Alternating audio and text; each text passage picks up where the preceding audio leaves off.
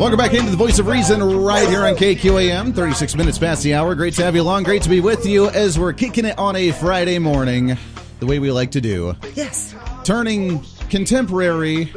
This is the Adele song, right? The Hello. Yeah, turning it into metal. Why? Because that's just awesome. And apparently I'm grungy enough to be able to pull it off. You call that metal? Get him, Andy. You're getting him. Oh, Andy. Hey, Andy. Okay, I Andy, have to get calm Andy. it down. I have to calm it down for the airwaves here. Yeah, see, I try to be nice. 721-8255-721 talk. So, Eddy, talk to us about you did this caricature, and thank you for that. That looks so You're welcome. cool. I love it.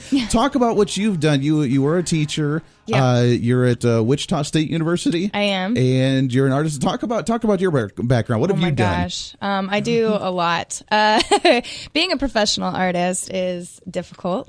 Yeah, it is. But I try to stay pretty diverse in anything that I can do, and I have to be able to sell my work, the work that I do and that I enjoy doing, and it's for me, but then I also have to, be able to sell work. So I do events and I do commissions. Sure. So caricatures and portraiture are things that I've had to do a lot of, and I enjoy doing them, don't get me wrong, but it does get a little tedious. Sure. And you were able to whip that up. I mean, you did that within the first 10, 12-minute segment there. Oh yeah, I can whip out characters, and that was me stretching it out a little bit because I was bored. But I can whip out caricatures in 4 or 5 minutes. So when I do events, I often do like weddings or corporate parties and stuff like that.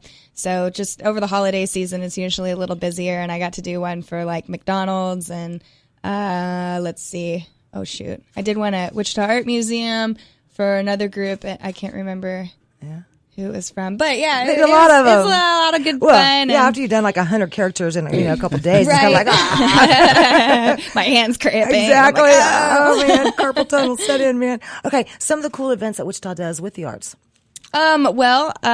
In August, we were supposed to be doing the Wichita, the Chalk Festival. Yeah, I like that one. It's put on by Youthville, and but we actually had to cancel it this last year, and it was upsetting. There was a storm that came through, and it was raining, and chalk doesn't do very well in the rain, so had to postpone that one. Yeah, well, that's what they were saying at first, was postponing it, and then I don't know, something fell through, and they couldn't get it rescheduled, and they just had to cancel it. So it was a bummer.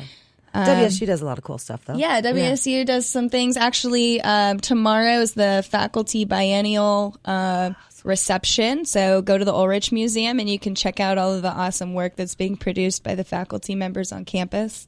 And we have shows there all the time, and there's some other great artists that are being represented locally and internationally. That's so cool. How fun. Fun. I want to keep talking with you about that here, but we have a caller on the line as well. Sure. And with the update with what's happening in 3.5 hours, and it's getting closer here, and the mess. I mean, this is like Sturgis in Washington, D.C. I know, how many right? guys have showed up here, and they're building up the wall to try and prevent some of the protesters causing a scene during the inauguration. And we actually have a contact from out there. Yeah. Who Hey, do we have on the Eddy. line with us? Eddy, how are you, honey? It's Robin. How you doing? I'm good. How are you? I'm doing well. Yeah. Okay. So one of the last times I talked to you, we were actually talking about Rolling Thunder. Remember that? That was an awesome ride. Right. Right. Okay. Now you're not writing right this second. And I was telling him earlier on the year, I'm like, no, he's not going to be writing when we talk to him. And, that's a little difficult. Although I could be with my headset. You could, and you have before, that's totally easy enough if you got the right gear.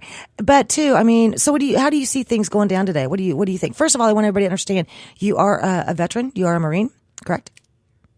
Retired CB. Okay, there you go. Navy CB. Yeah, that's right. Okay, I'm going through my notes here. Sorry. Okay, so what could you enlighten us? I know you've been around that area a lot, and I don't want to, say more than I should say. So I'm going to let you kind of tell us a little bit about what you think. I think that people, a lot of times people right now are like, I just don't understand, what happened, and I always want to say something along the lines of, well, have you not talked to any of our veterans in the last 8 years? That'll answer some questions for you right there. I mean, what do you what's your feel on all this one? Well, I think that the motorcycle groups that are riding to DC are going to show support and provide any help that they can, and everybody's afraid of bikers for some reason. Not me. We're not bad people. Right. And it's just a show of support and lawfully voicing your opinion, and you don't have to say a word to voice your opinion. That's true. Just be there and do what you do. Right. A lot of the different biker groups, I get that some people are scared of them, but a lot of times maybe it's just me because I've worked with so many groups over the years. I'm not scared, but what I do think is that a lot of kids, mostly younger people, maybe they need to see that and wake up. I don't get it, maybe they need to walk into a wall of, mean looking bikers and, and even though you guys are a lot of times big old teddy bears, I'm not going to say that you are or you aren't, but, but maybe that's what we need. I don't know. What do you think?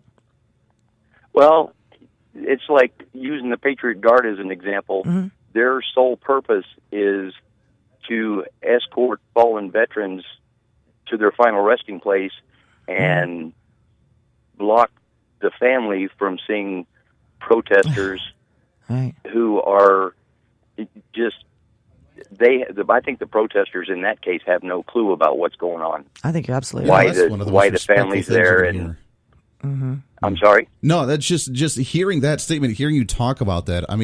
It's so sentimental, it's so precious, it's so special to hear this. As they said, the intimidation factor of the biker gangs and the biker everything that's going on, but just that use of, I wouldn't even say force, but just that use of just what you need to do, just solidarity, just to get that done, just to do that. Thank you guys for that, and it's so cool just to hear that.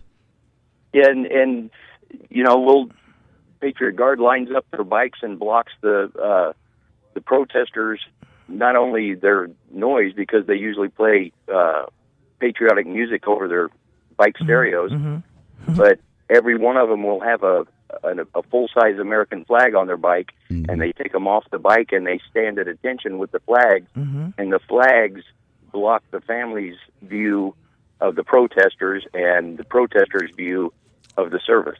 Thank goodness, the families have already suffered enough. They don't really need to be subjected to that. That's been something that's always irked me for a long time. And I am glad to see that the bikers are standing up in support, and they've done this so many times. There's so many wonderful organizations, even BACA, Bikers Against Child Abuse. I've worked with that organization.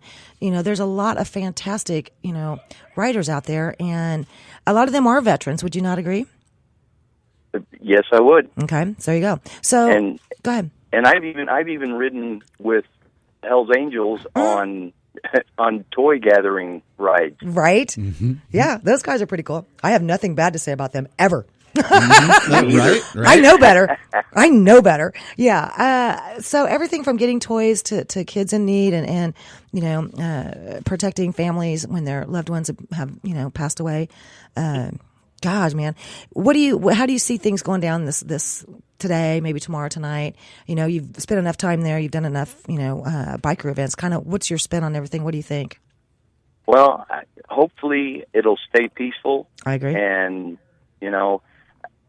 I understand everybody has a right to protest, but do it lawfully. Correct. And don't damage any property. Correct. Just, if you want to protest, but you make your voice heard louder if you do it legally than if you set things on fire or break windows. Well, it sounds like that's already starting to happen. That makes no sense. It's already started. We saw the protest last night where some of the cops had to get involved, and some of the tear gas that went out there. Just from the balls and the parties and the concerts of what was happening last night, we're already seeing people cause a bit of concern.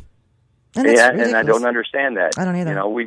We've got the police officers. We've even got National Guard out there providing protection. Right. And they're doing their job. If the protesters would understand, don't do anything illegal and things will be fine. Don't trash somebody else's stuff, okay, kids? You know what I mean? That's right. I know, I'm with you. Hey, Eddie, I'm going to catch up with you some more over the weekend. I can't wait to kind of get through maybe this afternoon or tonight, and then I'll get back with you if that's cool.